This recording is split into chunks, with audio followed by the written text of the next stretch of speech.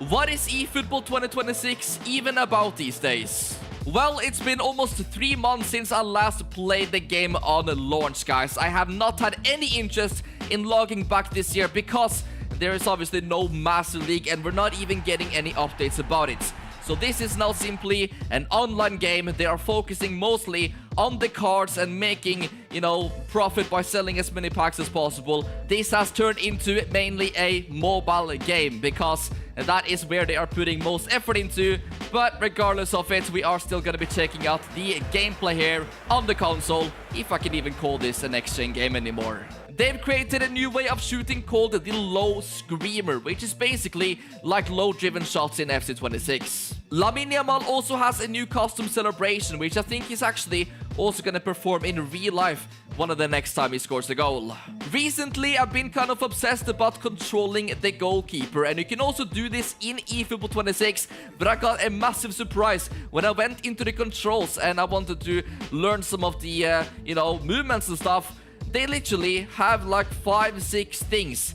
It's absolutely horrible because back in PES 2021, there was like 20 to 30 different controls, guys. They had one for everything, which once again shows how much this game has fallen over these last few years. They've also got some new licenses for Serie A like Como, Hellas Verona, Parma, Torino and Udinese all have full licenses. And obviously, guys, there is a couple of other new celebrations and small things like that. And, I thought the player faces, at least some of the new ones, looked pretty nice. Anyway, let's get into the most important part of this video, which is the gameplay. As you can see, they just added the new Barcelona kit as well that they used against Real Madrid in the El Clasico. But we will be rocking the away kits here because we will be facing Manchester United at Old Trafford. And they have found some pretty good form recently.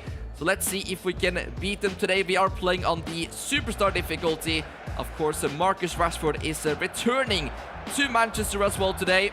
And as you can see him here on the ball with a nice back heel. And something that I noticed immediately in this gameplay is the trajectory of the ball felt very different, especially when making long passes.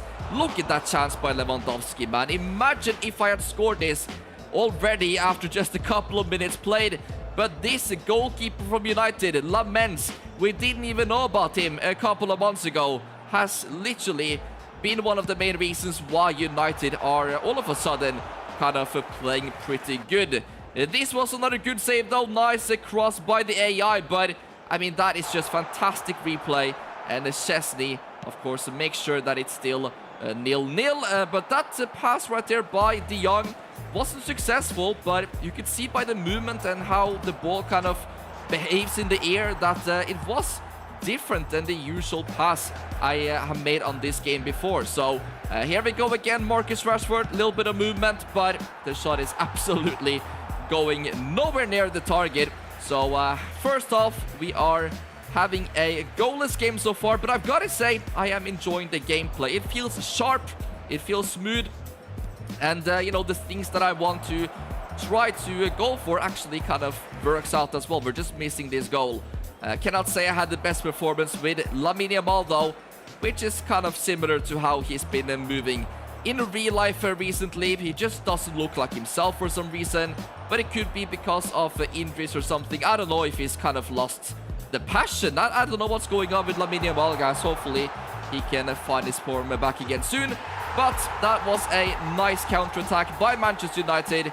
And it is Bryan Mbeumo, who is also in fantastic form in real life. But of course, I've got to say some of these cutscenes and stuff look also really nice. I mean, this game is good enough, in my opinion, for it to have a Master League. But I guess there is so many problems about the licensing issues as well.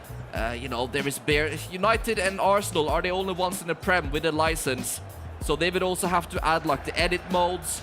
Of course, if you have PC, like which I'm recording on in this video, you can obviously add mods and these things as well. But honestly, guys, I have no idea what's going on with Master League. They obviously promised us the game mode back in 2023. We are now almost in 2026 and still no information. It is all very, very disappointing stuff. And that is why me and many others are still playing PES 2021, because you can obviously add gameplay mods. You can change up pretty much everything about it. And yeah, it speaks volumes when you are playing like a 5-year-old game instead of eFootball 2026, which just came out, guys. I cannot believe I've only been on it one time since launch. That was 3 months ago. Absolutely crazy how far this game has indeed fallen. It is super sad. But anyway, as you can see, we are about to lose my first game of this video. Congratulations to Manchester United. They seem like a totally different team these days, and I just wasn't able to break them down. Even though we created a couple of chances, I thought Lamine Yamal would be more helpful for me, but he was literally ghosting in this game. But cannot say the same about Mbeumo. They need to update his face though, because he doesn't have hair, of course, anymore. As we can see, I went into another one, now using Liverpool. I know these players a little bit more, so let's see if I can perform better in this one. But I'm not going to be facing Manchester United. It will be Burnley. So that is obviously a little bit of a weaker team. I should be able to win this match, guys. So let's see what happens. Here we can see the presentation as well going into this game, which is in the My League game mode. And they've obviously added some new bits of customization, these things as well.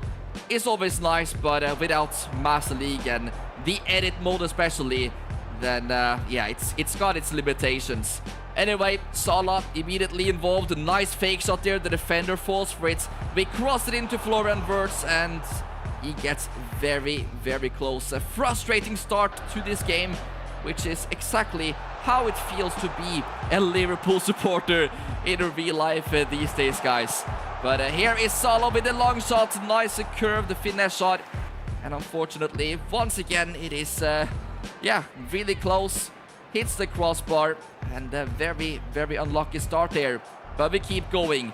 Robertson gets the ball back and goes for the long shot. Yeah, that is something that I enjoyed playing right now. Was long shots, long passes. Even the dribbling, you know, the close control dribbling.